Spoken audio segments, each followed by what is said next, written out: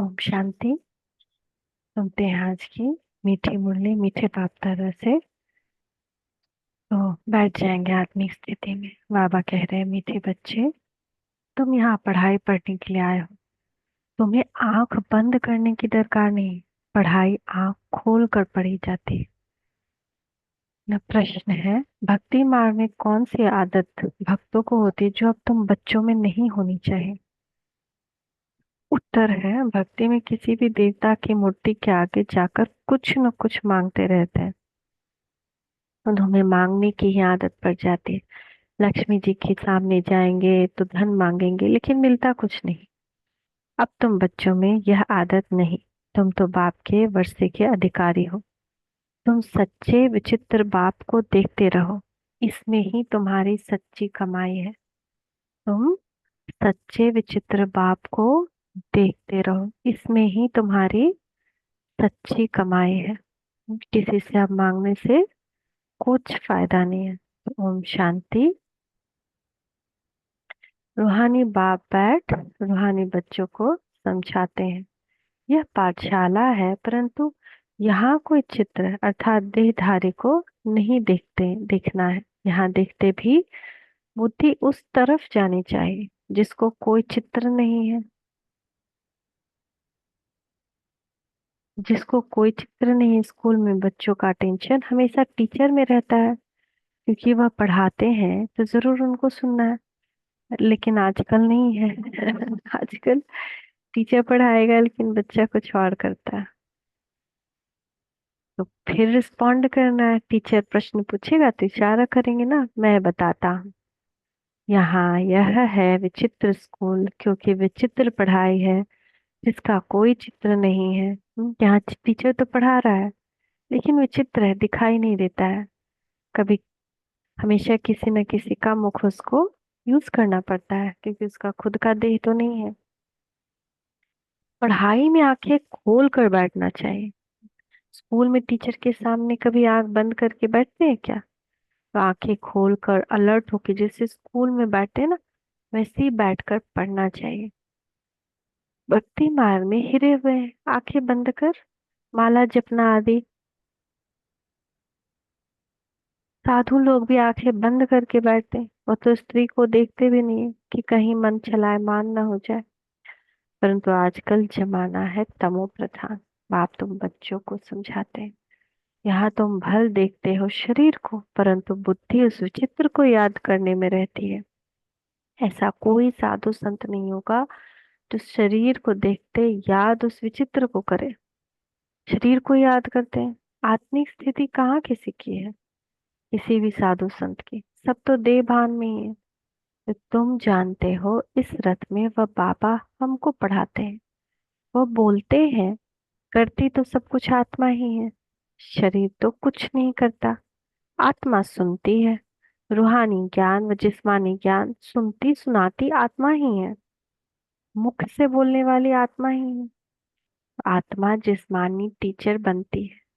शरीर द्वारा जिस्मानी पढ़ाई पढ़ते हैं, वो भी आत्मा ही पढ़ती है। संस्कार अच्छे व बुरे आत्मा ही धारण करती है। शरीर तो राख हो जाता है, यह भी कोई मनुष्य नहीं जानते। उन्हों को देह अभिमान रहता है, मैं फलाना हूँ, मैं प्राइम मिनिस्टर हूँ। ऐसे नहीं कहेंगे कि हम आत्मा ने यह प्राइम मिनिस्टर का शरीर लिया है। यह भी तुम समझते हो, सब कुछ आत्मा ही करती है। आत्मा अविनाशी है। शरीर सिर्फ यहाँ पाठ बजाने के लिए मिला है।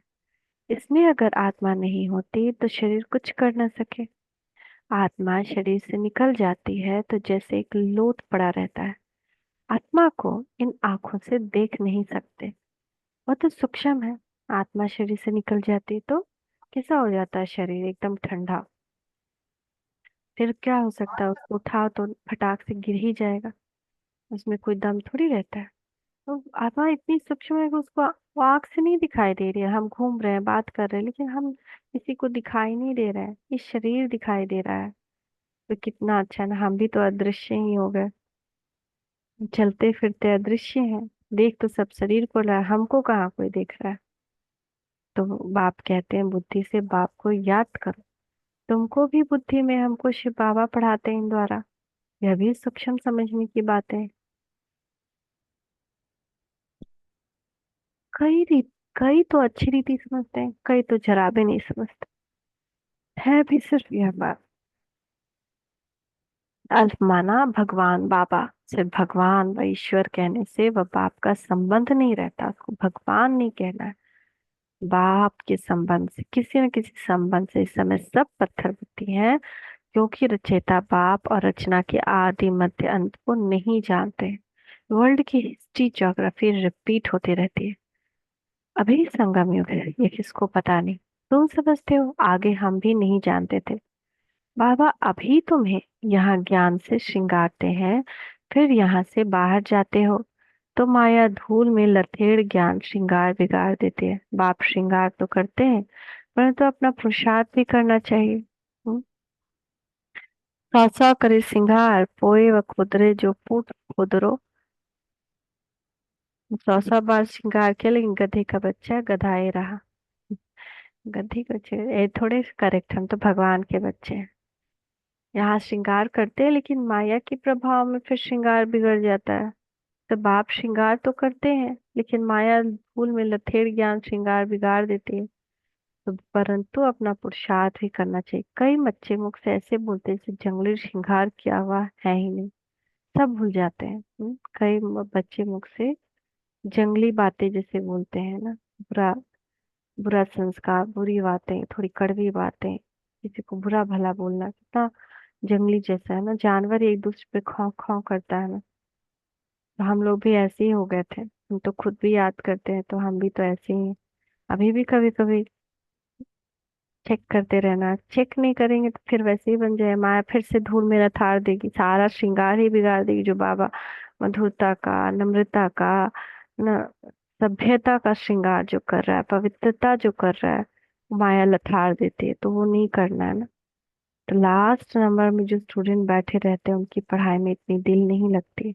हाँ, फैक्ट्री आदि में सर्विस कर साहूकार बन जाते हैं, पढ़ा हुआ कुछ नहीं। वह तो बहुत ऊंची पढ़ाई, पढ़ाई बगैर तो भविष्य पद मिल नहीं सकता। यहाँ तुमको फैक्ट्री आदि में बैठकर कोई काम नहीं करना है।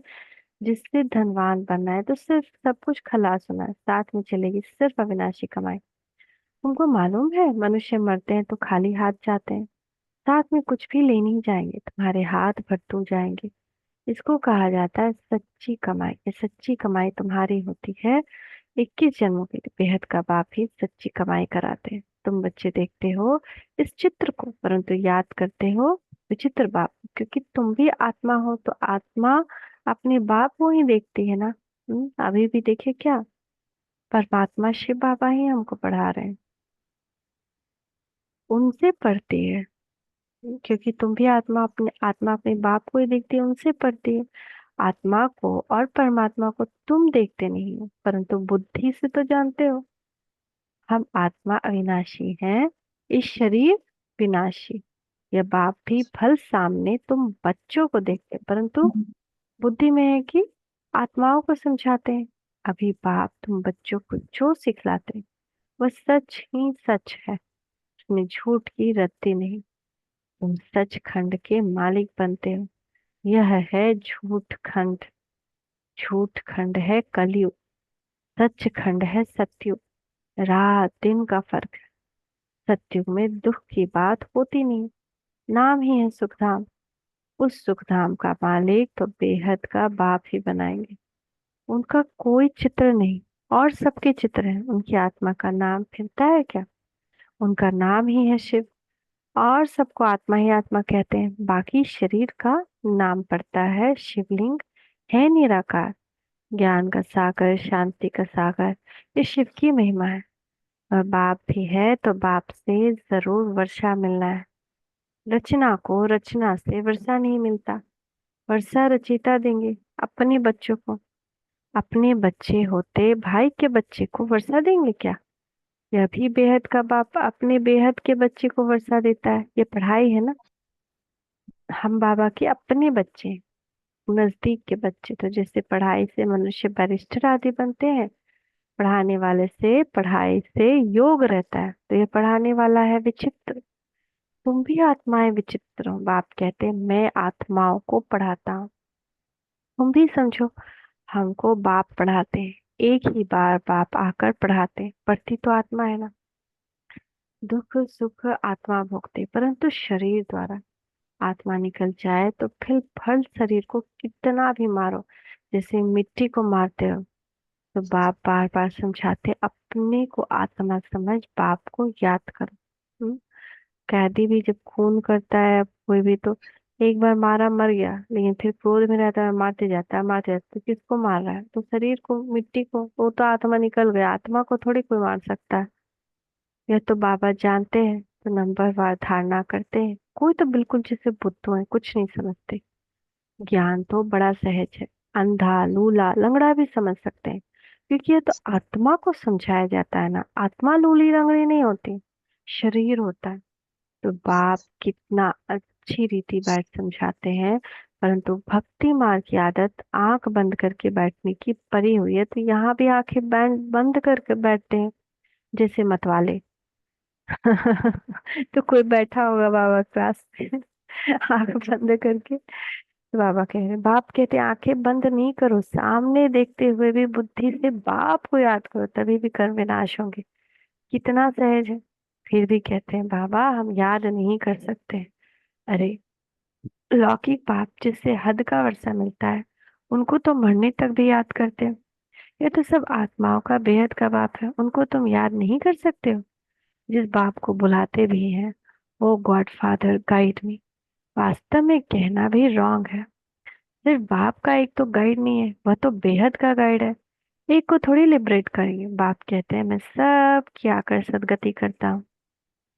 मैं आया ही हूँ सबको शांति धाम भेज देने, यह मांगने की दरकार नहीं। बेहद का बाप है ना, वह तो हद में आकर मी करते रहते हैं। हे परमात्मा, मुझे सुख दो, दुख मिटाओ, हम पापी हैं, नीच है, आप रहम करो।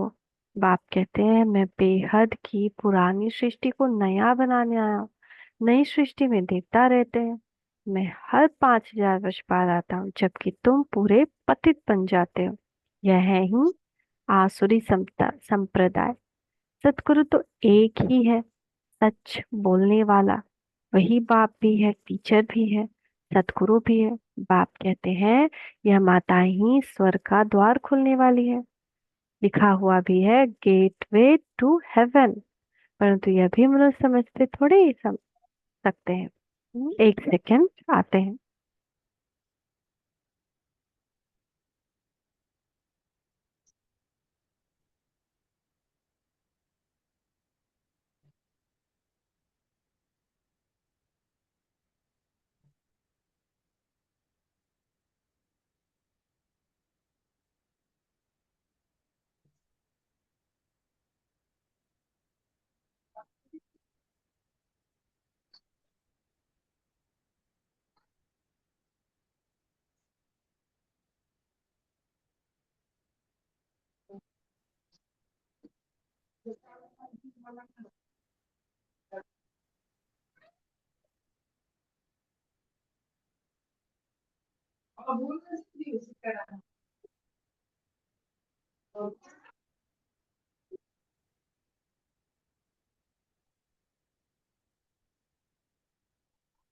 है ना, तो हम आत्माएं बाप से पढ़ रही है ना, और बाप ने माताओं के ऊपर ही स्वर्ग के द्वार खोलने का कलश रखा है।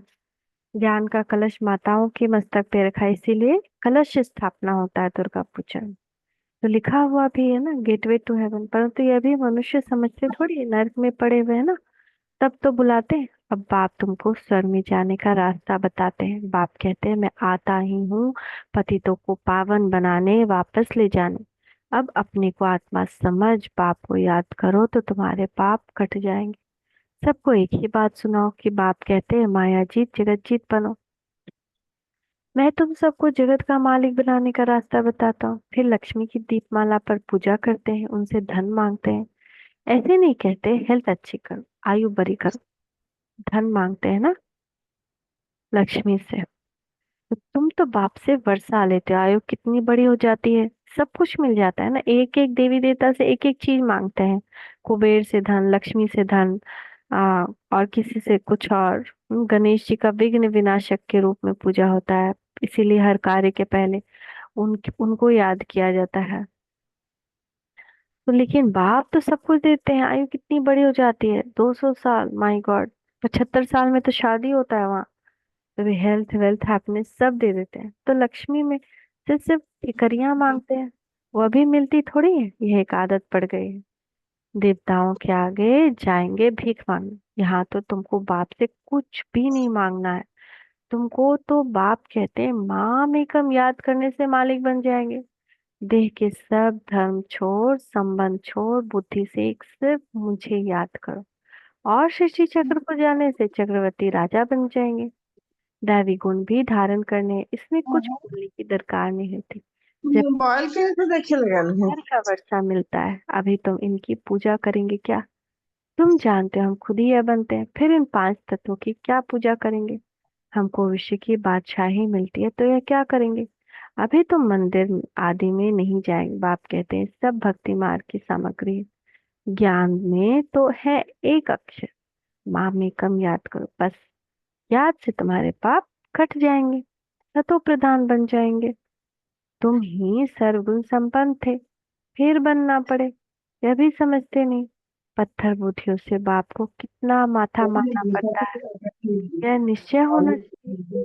यह बातें कोई साधु संत तो नहीं बता सकते हैं ना। कितना माथा मारना पड़ता है सिवाय एक बाप के। ये कोई ईश्वर थोड़ी है, ब्रह्मा कोई ईश्वर थोड़ी है। तो बहुत जन्मों के अंत में है, मैं प्रवेश ही उनमें करता हूँ जिसने पूरे 84 जन्म लिए। गांव का छोड़ा था, फिर श्याम सुंदर बनते हैं। यह तो पूरे गांवड़े का छोड़ा था, फिर जब कुछ साधारण बना तो बाबा ने इनमें प्रवेश किया।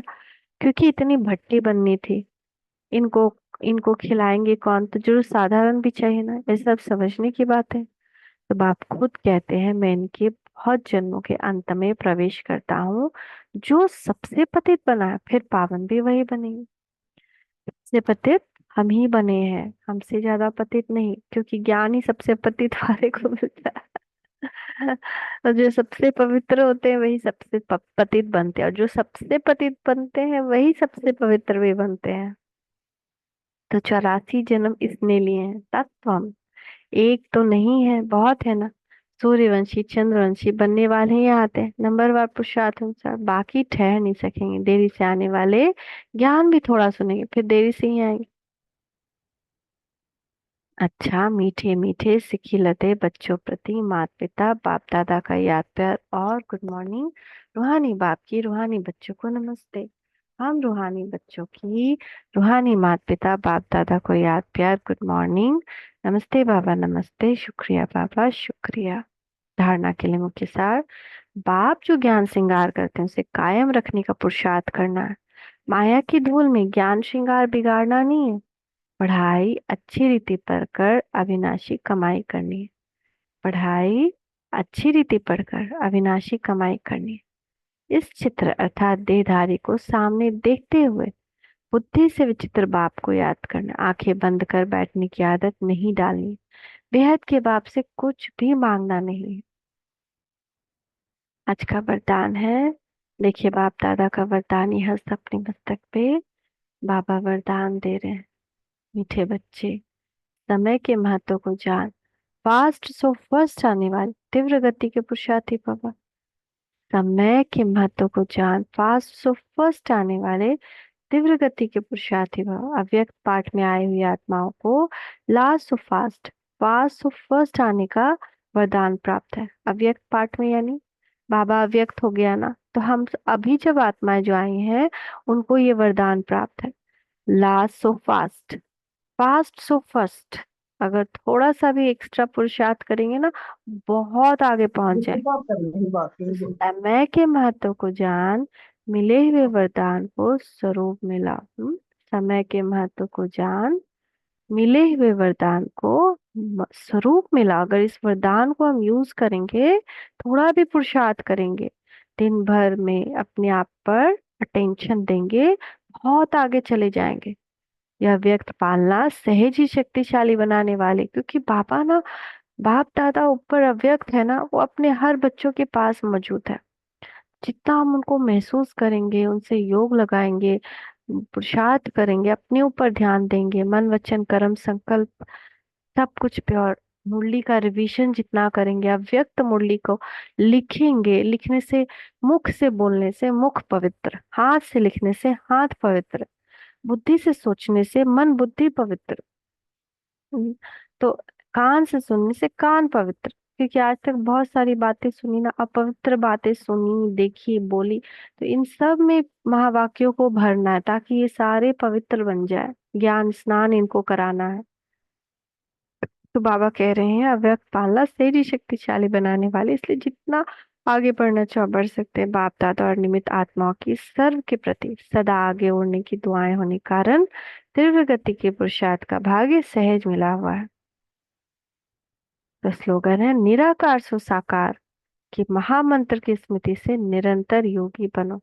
निराकार सो साकार, जो हम बिंदु हैं वही साकार में भी, इस तन के अंदर वही बिंदु ही है।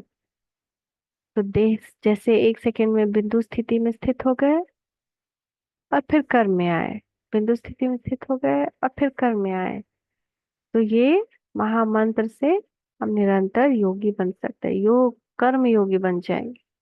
Thank you Baba, thank you, शुक्रिया बाबा। ओके, ये नहीं है। हाँ, विजय रतन बनना है तो प्रीत बुद्धि बनो, सदा विजय के उमंग उत्साह में रहो, ना उम्मीदी की संस्कार ना हो, कोई भी मुश्किल कार्य इतना सहज अनुभव हो जिससे कोई बड़ी बात नहीं, क्योंकि अनेक बार ये कर चुके हैं, कोई नई बात नहीं कर रहे हैं, कई बार की ही रिपीट की हुई बात को कर रहे हैं। यह स्मृति विजय बना देगी। Thank you Baba, thank you, शुक्रिया बाबा, शुक्रिया।